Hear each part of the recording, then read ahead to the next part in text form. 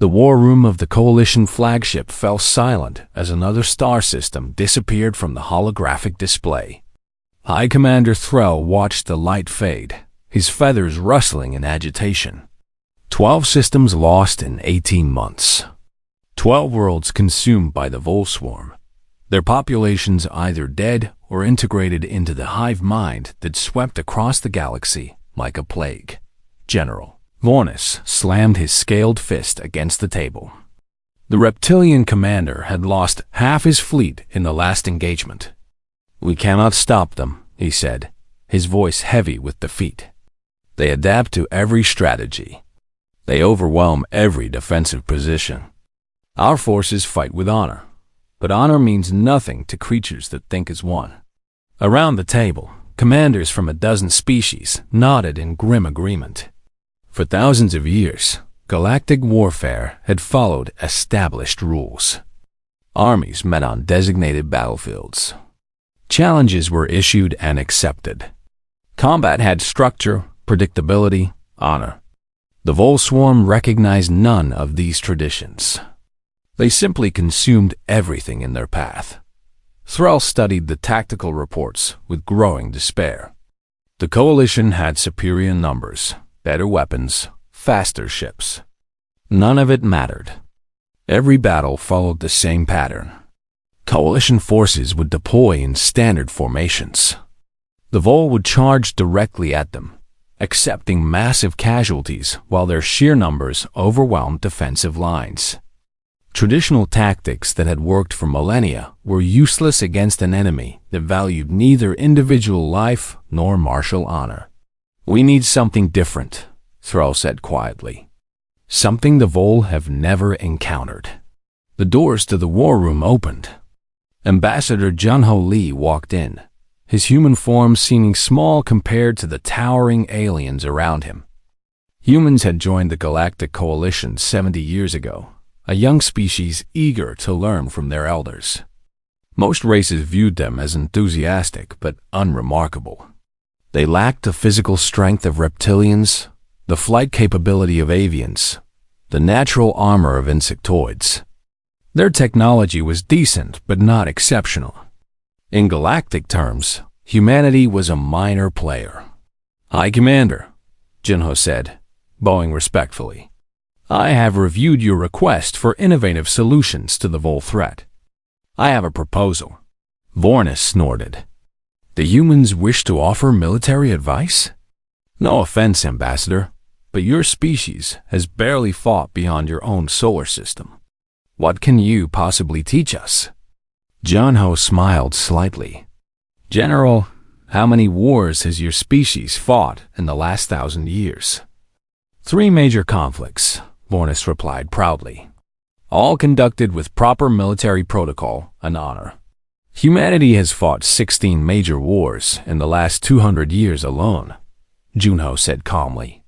"We have perfected warfare in ways you cannot imagine.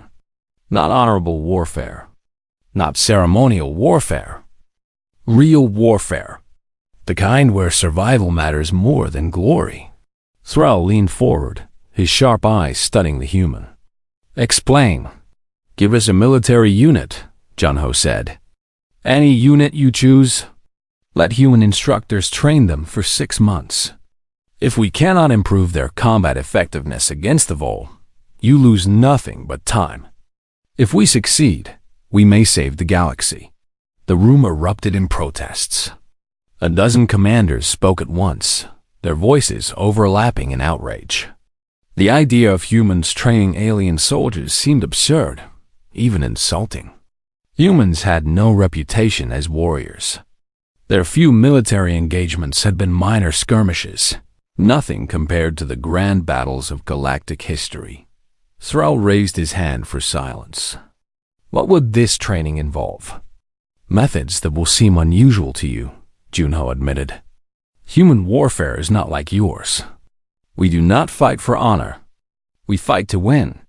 Our tactics are often considered ungentlemanly by galactic standards. But they work. Show me your military records." Thrall demanded. Junho activated his personal display. Images flooded the holographic projector. Battles from Earth's bloody history appeared before the assembled commanders. Scenes of guerrilla warfare in jungles, urban combat in ruined cities, night raids and ambushes. Soldiers fighting in conditions that would be considered violations of every known rule of war.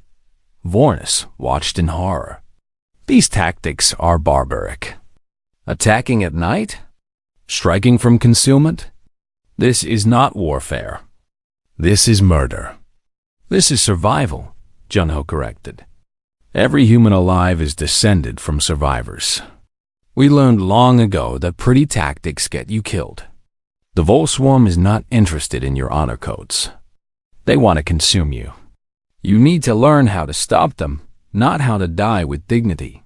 Thrall studied the human carefully. The ambassador's words were harsh, but they carried an uncomfortable truth.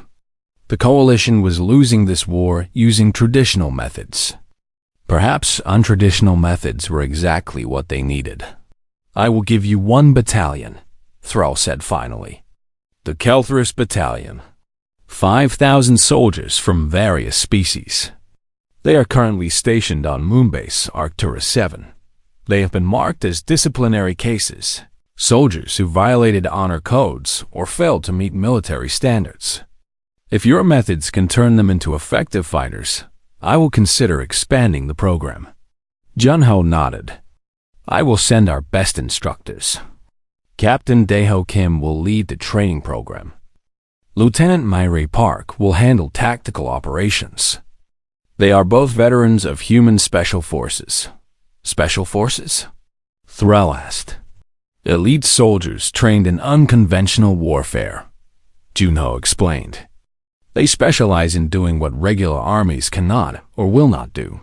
3 days later, Captain Daeho Kim stood in the shuttle bay of Arcturus 7, watching the Kelthris Battalion assemble before him. The alien soldiers looked confused and resentful. They had been told human instructors would be training them, but most had never even seen a human before. Daeho was shorter than almost everyone present, his body showing none of the impressive physical adaptations common among galactic species. Lieutenant Myray Park stood beside him, equally unimpressive by alien standards. She carried a datapad containing training schedules that would horrify traditional military commanders. 6 months to completely retrain 5,000 soldiers, who had already decided humans were not worth their respect. Daeho stepped forward and addressed the battalion in perfectly translated galactic standard. I know what you think of us.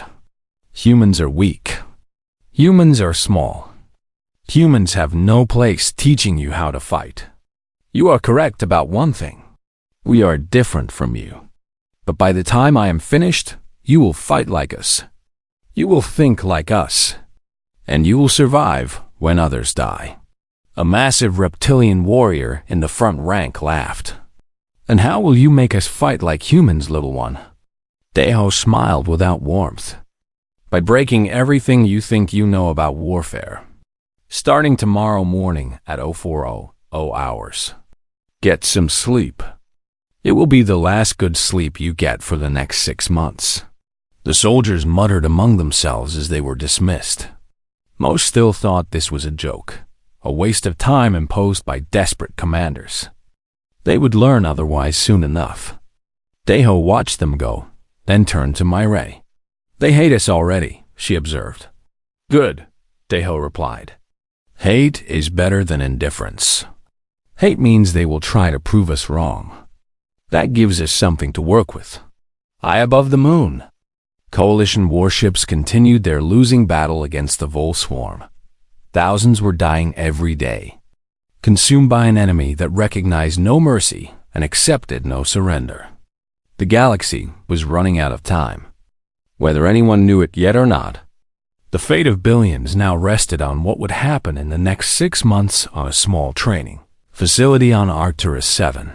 The moment the galaxy would learn what a human-trained army truly was had begun. The alarm screamed through the barracks at 0400 hours. Soldiers stumbled from their beds in confusion. This was wrong. Military protocol dictated that soldiers receive proper rest. That training began at civilized hours, that physical conditioning followed regulated schedules. The humans apparently followed no such rules. Sergeant Hyan Park stood in the center of the barracks, his voice cutting through the darkness like a blade. You have 5 minutes to be in formation outside. Every second you are late, the entire battalion runs an extra kilometer. Move. A warrior Drex, a reptilian soldier who stood nearly 3 meters tall, approached the human sergeant with anger in his eyes. This is outrageous. We are soldiers of the coalition, not criminals to be abused. Hyan looked up at the towering warrior without flinching. You are soldiers who have been losing a war for 18 months. If you want to continue losing with dignity, you can return to your previous units. If you want to win, you will follow my orders. Choose now. Drex wanted to refuse, but something in the human's eyes stopped him.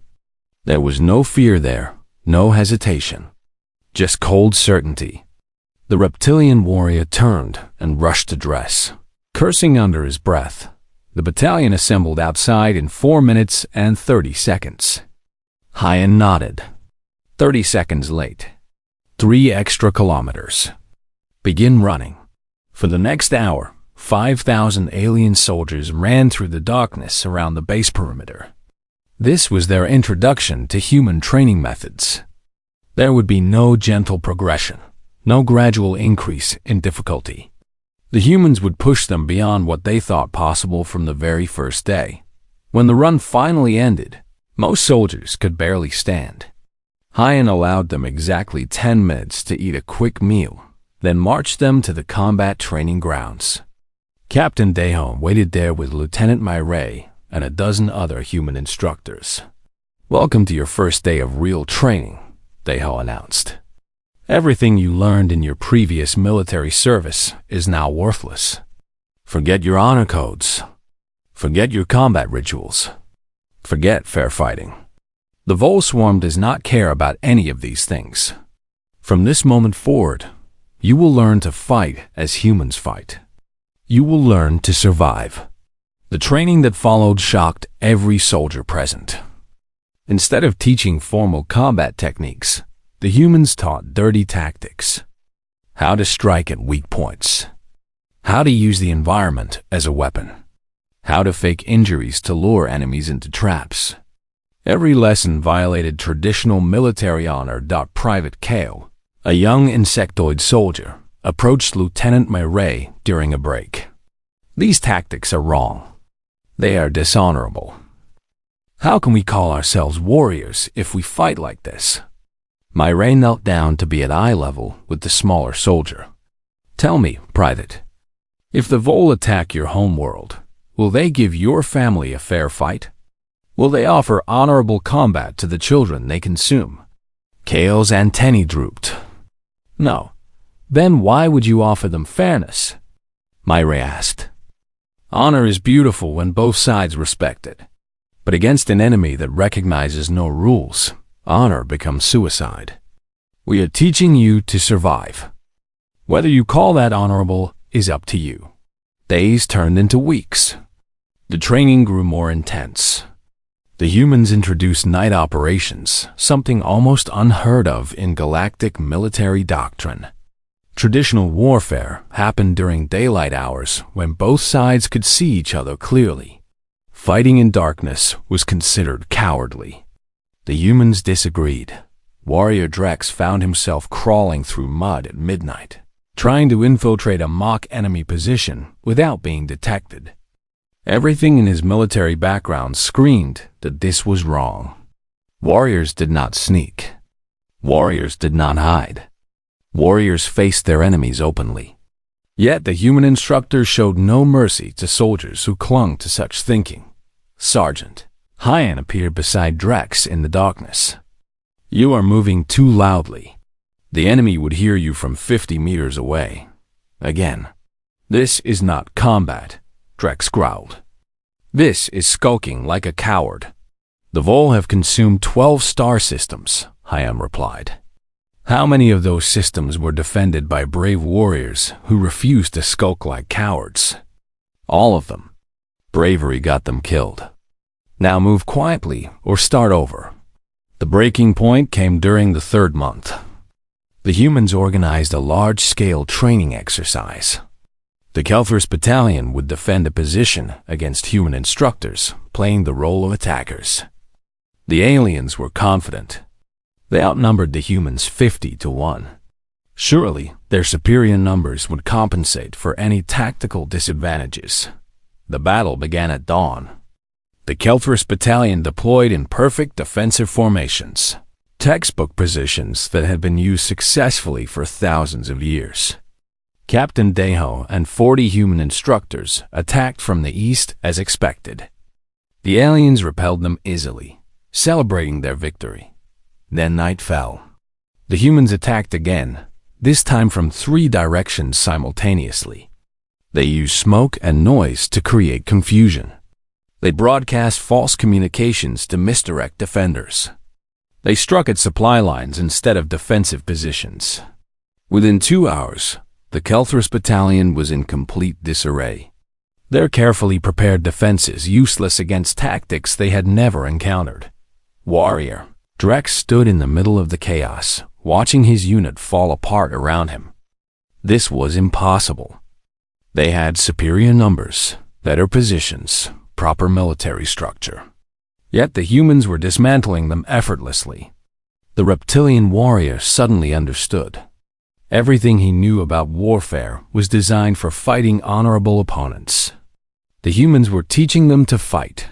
Opponents who recognized no honor. The exercise ended with the Kelthurst Battalion's complete defeat. Deho gathered all 5,000 soldiers together. Many were angry. Some were humiliated. A few were starting to understand. You lost because you fought like you always fight, Deho explained. You set up defenses and waited for the enemy to attack where you expected them. You assumed we would follow rules that made sense to you. The Volswarm will not follow these rules. They will attack from unexpected angles. They will strike at your weaknesses. They will not care that you have prepared proper defenses. You must learn to think differently. Lieutenant Mireille stepped forward. Warrior Drex, step up here. The massive reptilian approached warily. Mireille was half his size, completely outmatched in physical strength. She looked at him calmly. Attack me as you were taught in your traditional training. Drex hesitated. This seemed like a trap, but he followed orders. He assumed a formal combat stance, announced his intention to attack as protocol required, then moved forward with a powerful strike. Mireille was not where he expected. She had moved before he announced his attack.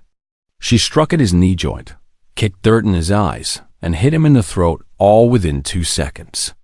Drex fell to the ground, choking and confused. I did not wait for your announcement, Mireille said.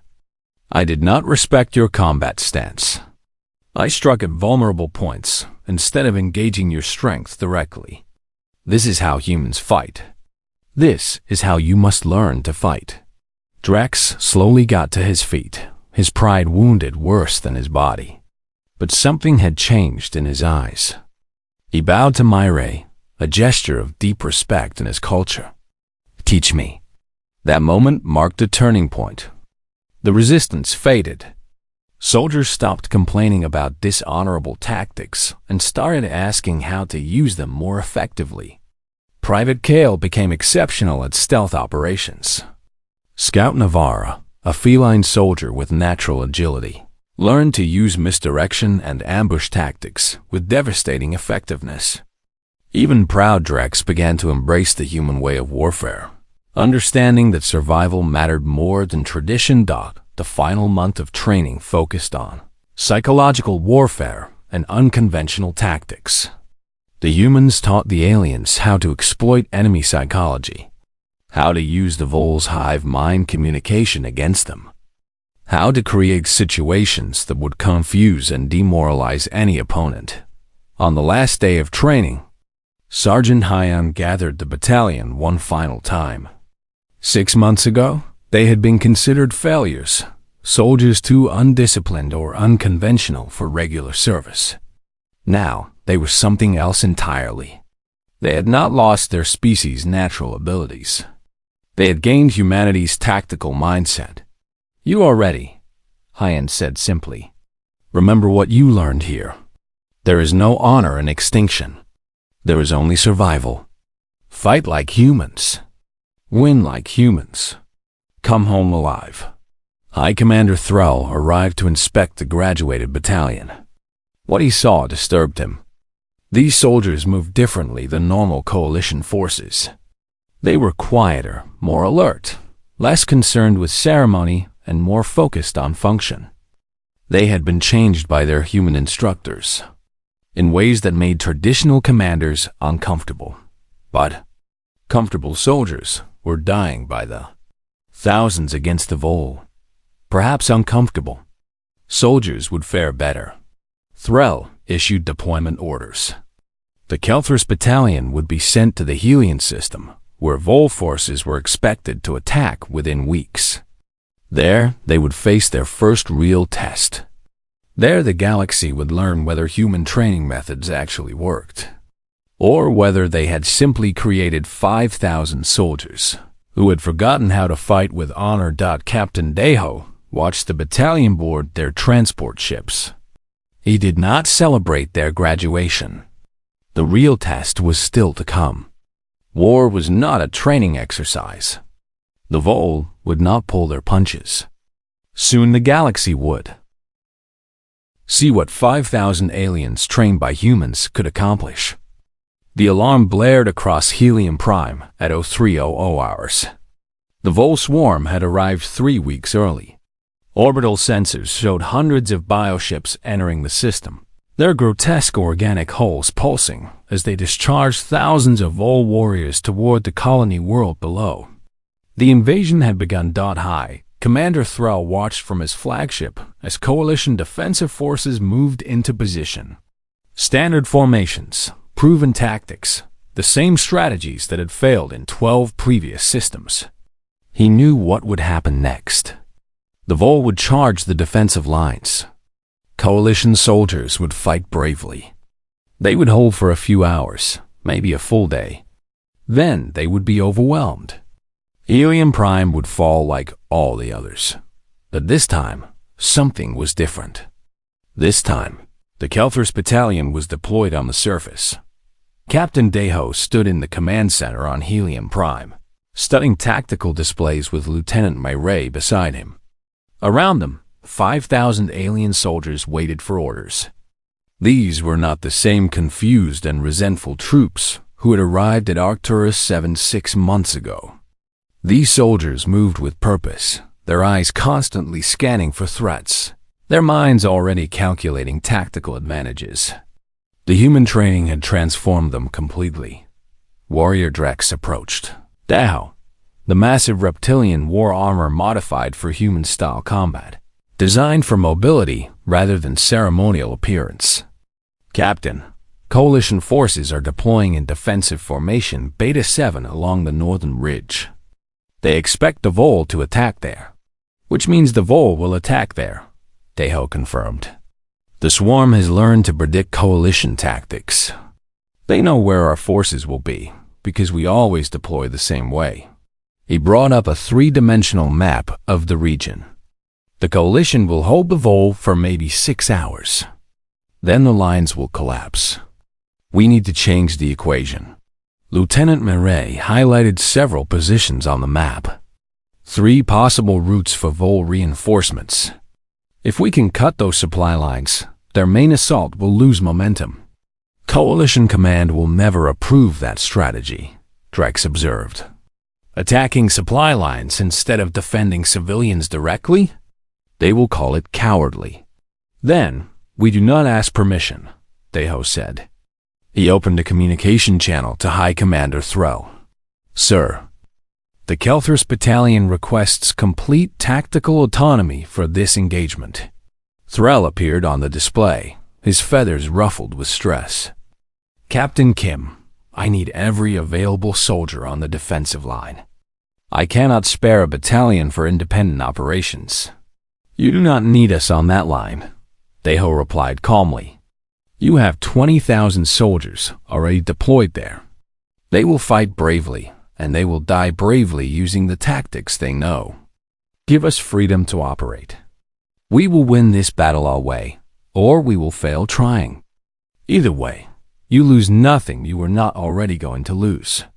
The brutal honesty shocked Thrall, but he could not argue with the logic. The coalition was losing this war. Traditional methods were not working. Perhaps it was time to trust the humans completely. You have your autonomy. Do what you think is right. Deho cut the communication and turned to his battalion. Listen carefully. We are not going to defend the colony using standard tactics. We are going to attack the Vol in ways they have never experienced. Scout Navarra, take your team and infiltrate behind their lines. I want disruption, confusion, false signals to their hive mind communication. Make them think they are facing 10 battalions instead of 1. The feline soldier nodded, her eyes gleaming. 6 months ago, she would have protested such an assignment as dishonorable. Now she understood that confusion was as powerful a weapon as any gun. Warrior Drex, Deho continued, you will lead the main force. But you will not dig in and defend. You will lure them. Fake a retreat. Make them overconfident. Draw them into the valley between sectors 7 and 9. Drex smiled, showing rows of sharp teeth. And when they follow us into the valley? Private Kale's demolition teams will already be in position, Myre answered. They will collapse both ends of the valley and eliminate everything inside. Private Kale stood straighter, his insectoid features set with determination. The young soldier, who had once questioned human tactics, now understood their terrible efficiency. We will not fail, Lieutenant. The Vol assault began at dawn, exactly as predicted. Thousands of warrior forms crashed against coalition defensive lines. The fighting was brutal and desperate. Coalition soldiers fought with incredible courage, holding positions against overwhelming odds. But courage was not enough. Slowly, meter by meter, the Vol pushed forward. High Commander Thrall watched the battle unfold with growing horror. His forces were following every protocol perfectly. They were fighting exactly as military doctrine demanded. And they were losing. In 6 hours, maybe 8, the defensive line would collapse completely. Then reports began coming in from unexpected locations. Vol supply ships were being destroyed behind their lines. Communications between Vol units were becoming erratic and confused. The swarm's normally perfect coordination was breaking down. Entire Vol formations were being lured into kill zones and eliminated. Something was happening that did not fit standard battle patterns. Scout Navarra moved through the Vol rear positions like a ghost. Her team had infiltrated using stealth techniques the humans taught them, moving during darkness, using the Vol's own bioships for cover. Now they were broadcasting false signals on Vol communication frequencies, creating phantom threats that the hive mind struggled to process. The swarm was designed to fight predictable enemies. They had no protocol for dealing with deception. Warrior Drex led his forces in a fighting retreat, exactly as planned. To traditional observers, it looked like his unit was being routed. Coalition commanders saw his withdrawal and assumed the Kelthras battalion was failing. But Drex was not retreating in panic. He was moving with purpose, timing each fallback to keep the Vol following, letting them believe they were winning. The Vol warriors pursued eagerly. Thousands of them poured into the valley, driven by the hive mind's certainty that victory was near. They did not understand that they were being herded like animals into a slaughter pen. Private Kale watched the valley fill with Vol warriors. His team had spent the previous night planting explosives at both ends of the valley and along the cliff walls. Human instructors had taught him that terrain was a weapon if you knew how to use it. The Vol were about to learn that lesson. Now, Lieutenant Mayray commanded over the communication channel. Kale triggered the explosives. Both ends of the valley collapsed in massive explosions. The cliff walls came down in controlled demolitions. Thousands of tons of rock buried the Vol forces in seconds. An entire Vol assault formation was eliminated without a single direct combat engagement. On the main defensive line, Coalition soldiers saw the distant explosions and watched in shock as Vol forces suddenly lost cohesion. The pressure on the defensive line decreased immediately. The Vol had lost a third of their ground forces, and their communication network was in chaos. For the first time in 2 years, a coalition defensive position was actually holding. High Commander Threll could not believe what he was seeing. Standard tactical analysis said this battle should have been lost hours ago. Yet the Vol were retreating. Actual retreats, something they had never done before. What happened? He demanded. Captain Deho's voice came through calmly on the command channel. We showed them that this galaxy can fight back in ways they cannot predict.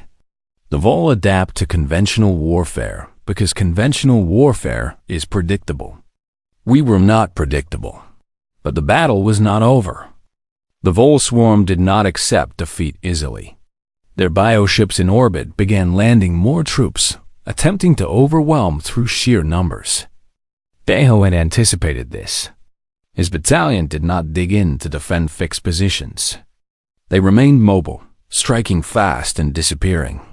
Using the tactics humans had perfected through centuries of guerrilla warfare, Thrall watched in fascination as the Kelthras battalion fought in ways no coalition force had ever fought. They attacked at night, something traditional military doctrine considered inappropriate. They used misdirection and false information to confuse the swarm. They targeted Vol command organisms rather than engaging the mass of warrior forms. Every action violated established military protocol. Every action worked. The battle lasted 3 days. By the end, the Vol swarm had been driven from Helion Prime. Coalition losses were 30% lower than any previous engagement.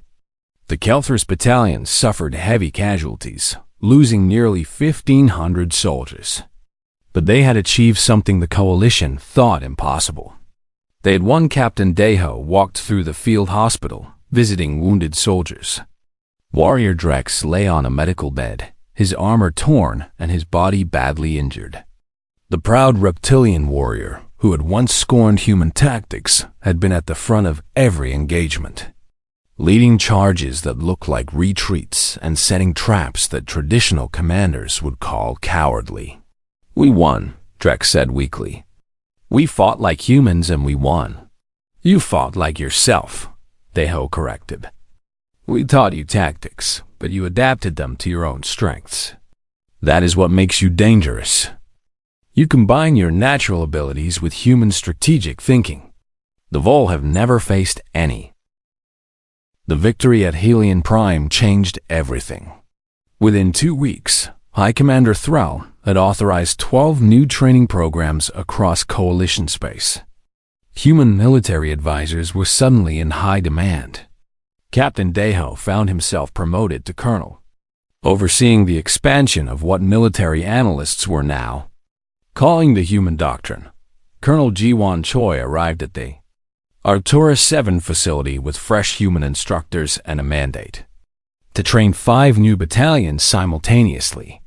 The feline commander had served in Earth's Special Operations Forces for 20 years. Her reputation for unconventional tactics was legendary even by human standards. Where Deho had been diplomatic in introducing human methods, Jiwan was blunt and uncompromising. You are here because your current tactics are getting you killed, she told the assembled alien soldiers on her first day. I am not here to make you comfortable. I am here to make you dangerous. Some of you will hate these methods. Some of you will quit. Those who remain will learn to win battles that traditional forces cannot. Across coalition space, the cultural transformation began.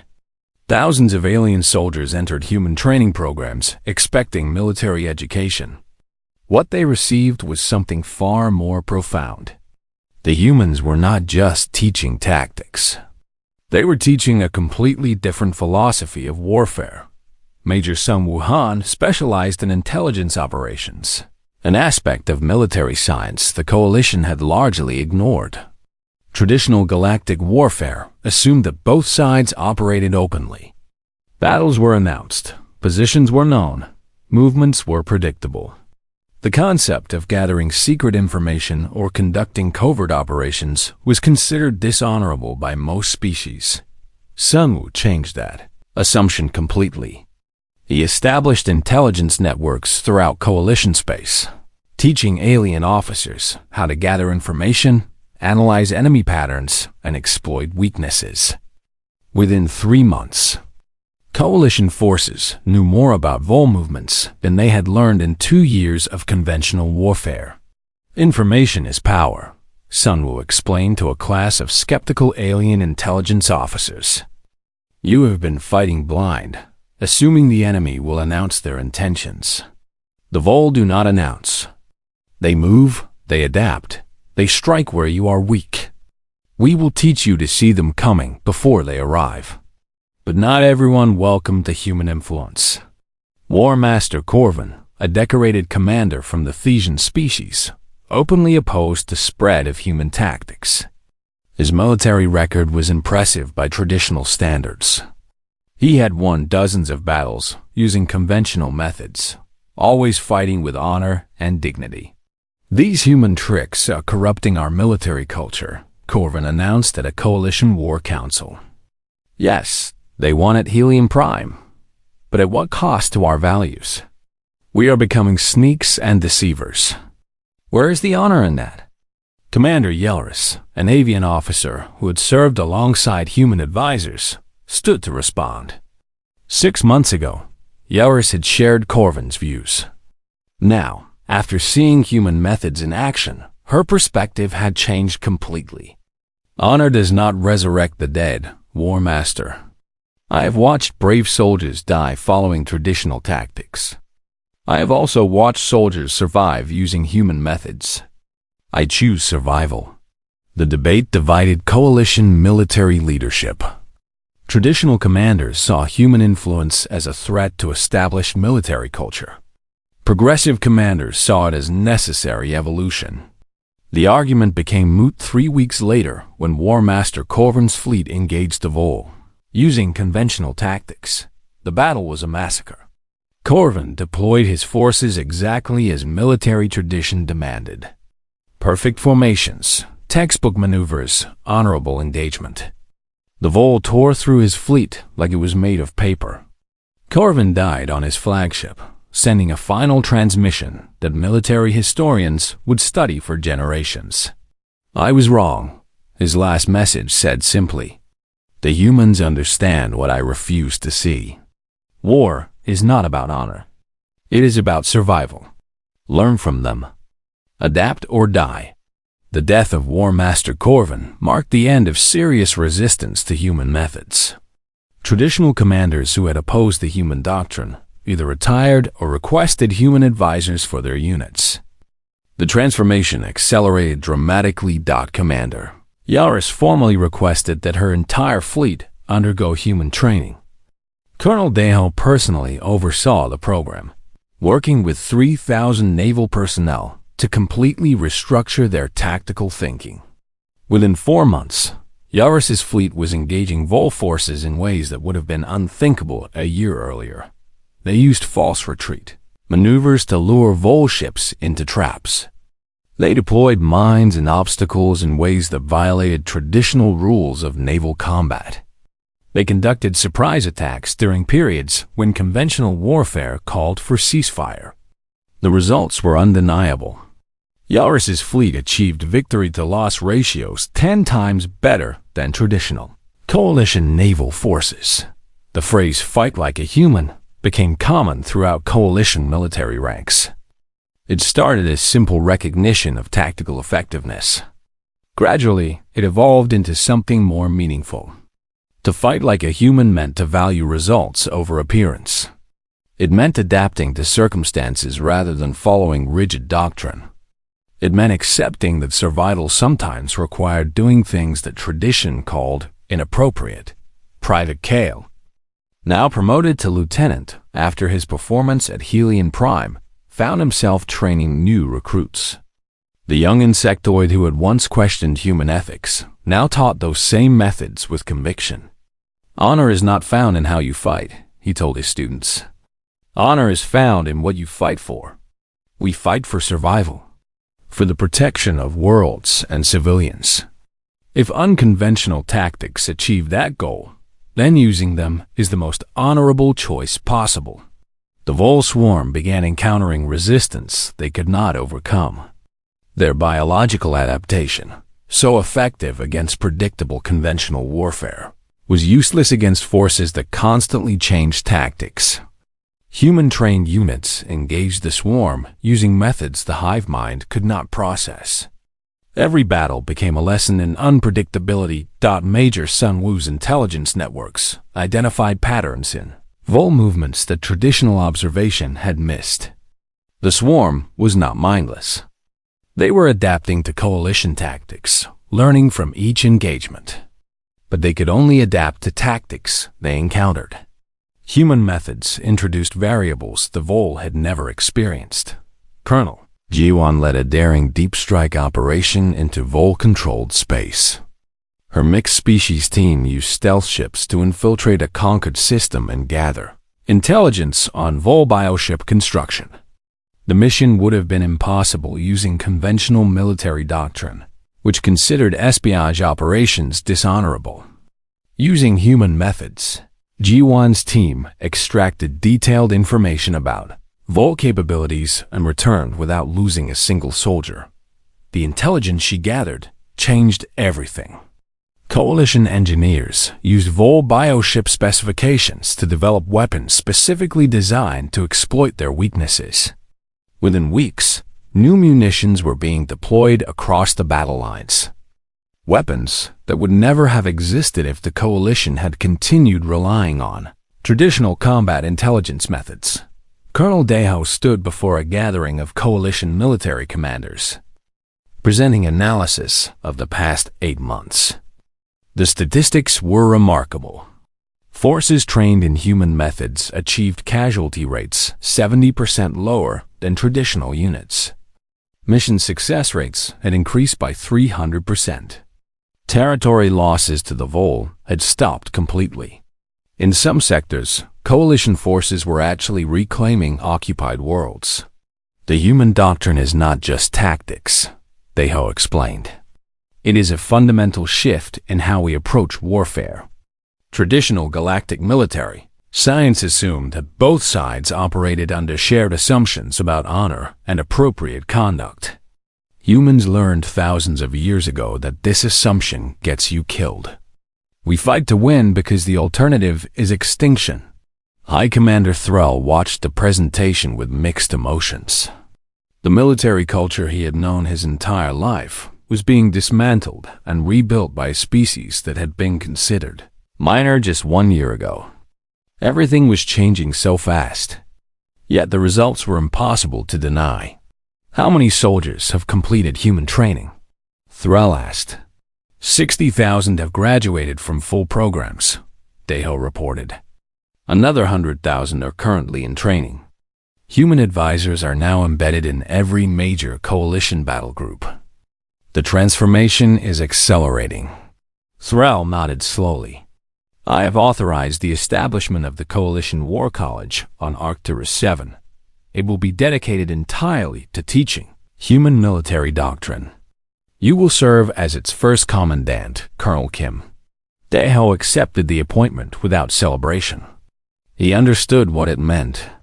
The galaxy was formally acknowledging that humanity understood warfare better than civilizations that had existed for thousands of years longer. It was a responsibility that weighed heavily on him. Across coalition space, military academies began revising their curricula. Ancient textbooks on honorable combat were being supplemented or replaced with human tactical manuals. Courses on unconventional warfare, intelligence operations, and psychological combat became mandatory for all officers. The galaxy was learning to think like humans. The Vol advance had been stopped. Systems that seemed certain to fall were holding. In some regions, coalition forces were conducting counteroffensives that would have been. The war room aboard the coalition flagship was completely silent. Every commander present understood the magnitude of what they were discussing. Operation Earthbreak. The final assault on Vol Prime itself. Either the coalition would end the Vol threat permanently, or they would lose everything in the attempt. General Daeho Kim stood before the assembled military leadership. The human who had arrived at Arcturus 18 months ago to train one disgraced battalion now commanded the largest military operation in galactic history. 200,000 soldiers from dozens of species, all trained in human methods, all ready to strike at the heart of the swarm. The Vol expect us to attack frontally, Daeho began, manipulating the tactical display. They have concentrated their defensive forces accordingly. Traditional military doctrine would suggest we engage these defenses directly. We will not do that. High Commander Threll studied the battle plan with growing amazement. What Daeho proposed was not a single assault, but a coordinated deception across 12 star systems. False intelligence would be planted to make the Vol believe coalition forces were preparing attacks in 11 different locations. The real assault on Vol Prime would come from an unexpected vector, using methods the swarm had never encountered. This plan requires perfect timing across vast distances, Commander Yelris observed. If any element fails, the entire operation collapses.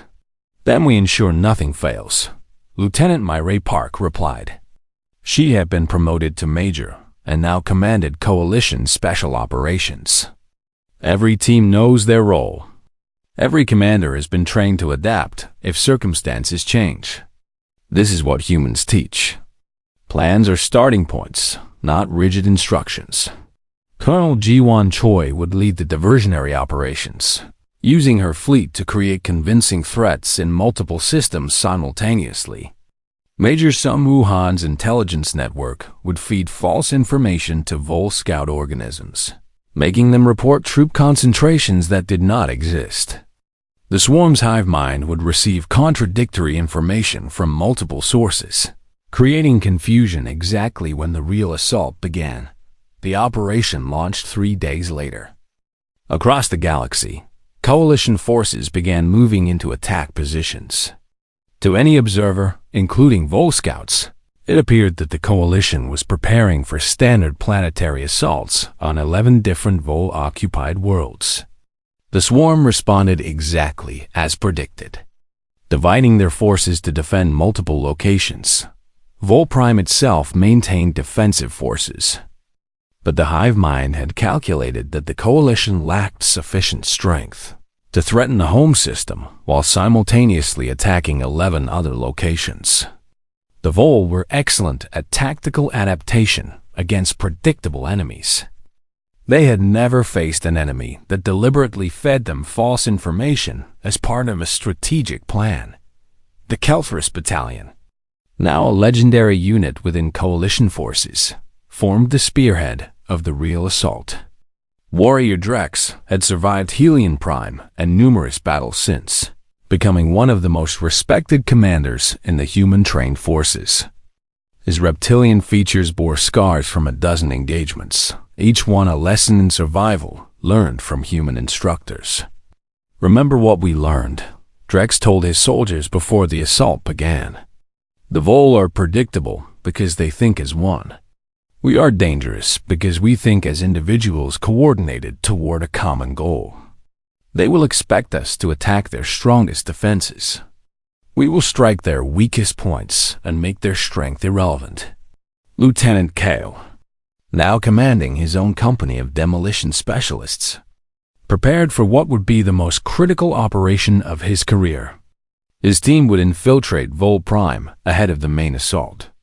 Their objective to sabotage the biological communications network that allowed the Queens to coordinate the swarm. It was a mission that traditional military doctrine said was impossible. Kale had stopped caring about what traditional doctrine said was impossible.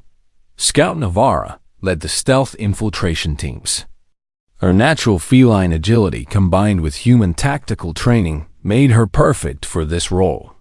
She would guide the strike teams to the Vol Queen chambers, navigating through bioship corridors and organic defense systems. The thought of sneaking into an enemy stronghold to assassinate leadership would have horrified her 18 months ago. Now it was simply what needed to be done. The assault began at 040 hours naturally. General Deho had taught the galaxy that attacking when the enemy least expected it was not cowardly but tactically sound. The Vol, adapted to diurnal combat patterns, faced human-trained forces that recognized no such limitations. Coalition ships emerged from quantum jump points at vectors the Vol had not anticipated. The swarm's defensive formations were designed to counter conventional assault patterns. They were completely unprepared for attacks that came from unexpected angles, while false intelligence suggested coalition forces were hundreds of light years away. Major Mayray coordinated the special operations assault on the Queen Chambers. Her teams had practiced this mission for months, studying every piece of intelligence Major Sun Wu's networks had gathered. They moved through Vol defenses using routes that traditional military planning said did not exist. Human tactical thinking had taught them to create opportunities rather than waiting for them to appear. Lieutenant Kale reached his objective 30 minutes after the assault began. The Vol biological communications array was massive, a living structure that pulsed with bioelectric signals coordinating the swarm across light years of space. Traditional weapons would be ineffective against it. Kale's team used modified explosives specifically designed to disrupt organic systems, another innovation that had emerged from human influence on coalition technology. Charges set, Kale reported calmly. Detonation in 60 seconds. Across Vol Prime, similar teams reached their objectives. Scout Navarra's stealth units had guided strike forces deep into the heart of Vol territory. Warrior Drex's battalion engaged defensive forces using tactics that kept the swarm confused and reactive. Every element of the operation worked, together with precision that would have been impossible using traditional command structures. The explosions began simultaneously across Vol Prime. Kale's team destroyed the main communications array. Other teams eliminated backup systems. Within minutes, the Vol hive mind lost its ability to coordinate effectively. Individual Vol warriors, suddenly cut off from central command, reverted to basic survival instincts. The perfect coordination that made the swarm so dangerous collapsed into chaos. Major Maray's forces reached the Queen Chambers. The massive Vol Queens, organisms that directed entire fleets through biological telepathy, had never been directly threatened before. The concept of assassinating leadership was foreign to galactic military tradition. Humans have been assassinating enemy leaders for thousands of years. They had taught coalition forces that removing an enemy's ability to command was often more effective than destroying their ability to fight. The Queens died in coordinated strikes across multiple chambers. Without their guidance, the Vol swarm lost all strategic coherence. Individual warriors fought with desperate ferocity, but without coordination or tactical planning. Coalition forces, trained to exploit exactly this kind of disorganization, methodically eliminated resistance. Warrior Drex led the final assault on the central hive structure. The massive bioship that served as Vol Prime's command center was heavily defended. Traditional tactics would have called for siege warfare, slowly wearing down defenses over weeks or months. Drex used human methods. His forces appeared to retreat, drawing defenders out of optimal positions. Then they struck from 3 directions simultaneously. using the Vol's own aggressive instincts against them. The battle lasted 6 hours. By conventional military standards, it should have taken weeks and cost hundreds of thousands of lives. Using human tactical doctrine, coalition forces achieved total victory with losses below 30%. The Vol swarm was broken. Their home system was captured. Without the queens to guide them and without their communication networks, Vol forces across the galaxy became isolated and manageable. General Deho stood in the ruins of the Vol command chamber, watching coalition soldiers secure the area.